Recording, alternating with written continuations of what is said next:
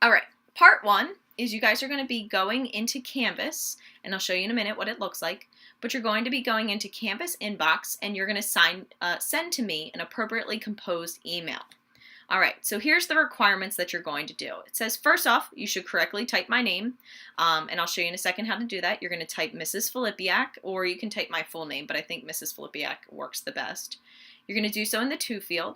You want to make sure you have an appropriate subject to the message. You want to make sure in the body you have a greeting, a thank you, a closing, and a signature, just like we just talked about. And you should clearly proofread and contain correct grammar, spelling, capitalization, and punctuation. Now, the topic of your email is answering the following question. What is the one thing you could not live without? All right, and explain your answer in a couple sentences. It could be totally open-ended. It could be something that you love. I'll show you in a second. I'm going to talk about my dog. But really, in completing this assignment, I want you to know that you have Canvas Inbox as a resource for you to connect to me throughout the school year, but also to connect to any of your teachers that you have in Howard County. So let me show you how we're going to do this. So once you log into Canvas, you notice that you usually have your tabs on the side. You guys are going to find where it says Inbox, okay? Once you go to your inbox, once you go to your inbox, you're going to find this little button up here that says Compose a New Message, okay? You want to click on Compose a New Message. And what that will do is it'll bring up a little pop-up that looks like an email. It's a little bit different than the notes we just took, but just to let you know, this is what you have. So, note though, if you're doing this on the mobile version, if you're doing this on your Canvas app, it won't say inbox, it will actually say messages down the bottom. So if you are doing this on your Canvas app on your phone, you want to make sure you go to messages, not inbox.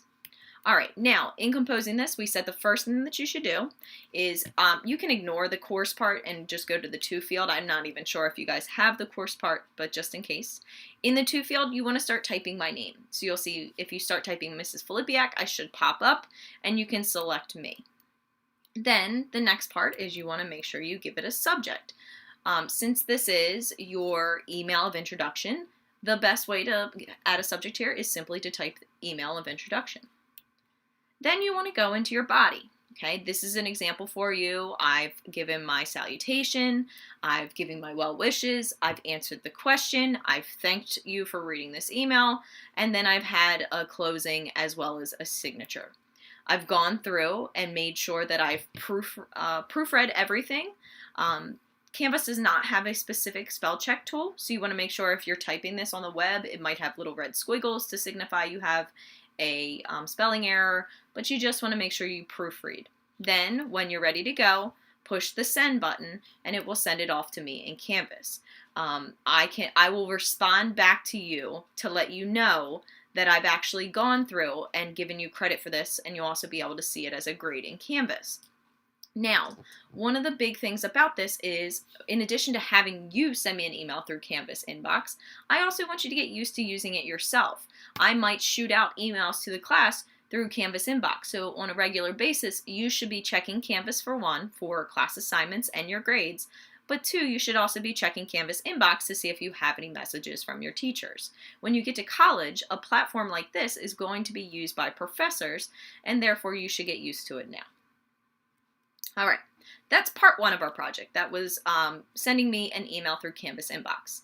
Part two of your project, which you're going to work on over the next 2 days in class, is writing a letter of introduction to Mrs. Filipiak. That's me. All right, so here's the assignment. It says, who are you? What makes you tick? What do you like? What do you hate? Write me a letter introducing who you are. Please follow the format of the letter I wrote to you, which I'll show you in a moment, and the letter format that we just talked about. You want to make sure you have a heading in the upper right-hand corner, a greeting, a complimentary closing, and a signature. The body of your letter should have 4 paragraphs and be organized according to the outline on your sheet. So if you guys go into Canvas, which I'll show you how to find the directions in a second, it will tell you the requirements of each paragraph. Your letter is going to be 4 paragraphs long, and I've given you suggestions of what to write in each paragraph. Now, you do not have to answer every single question that is posed for each paragraph. I would just pick a couple of them that apply to you and write them in detail. These are simply there to help you come up with ideas. So for instance, in paragraph 1, I say, introduce yourself, tell me your name, where you're from, anything interesting about you, what's your personality like, what do you think are your personal strengths and weaknesses, what is your favorite thing in the world to do, if you had to describe yourself in one word, what would it be, why? So if you answered every single one of those questions, it might not sound like a cohesive paragraph, but if you picked one or two to really explore into and give me some details into, then it would kind of sound a little bit better, and it would help your writing be a lot more organized and consistent and developed. So you have a couple different questions for paragraph 2. It gives you some information that, for example, in paragraph 2, it says, do you speak any other languages than English? If you don't speak any other languages other than English, you do not have to answer that question and say, no, I do not speak another language other than English. Just leave that one out. Don't write about them. If you don't have any pets, don't tell me that you don't have any pets. Just leave it out. Okay? Give me some details about your family in paragraph 2. Then paragraph 3 is your hobbies or interests. What do you like to do? Is there something you've done that you're proud of? Your favorite books, plays, magazines, books. If you don't like to read, or you really don't have a ton of stuff that you're involved in, give me something that you'd like to get involved in.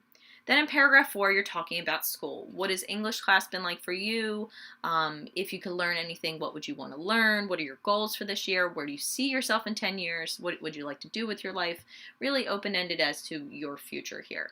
So again, try and go through and answer a couple of these questions, but do not answer every single one word for word.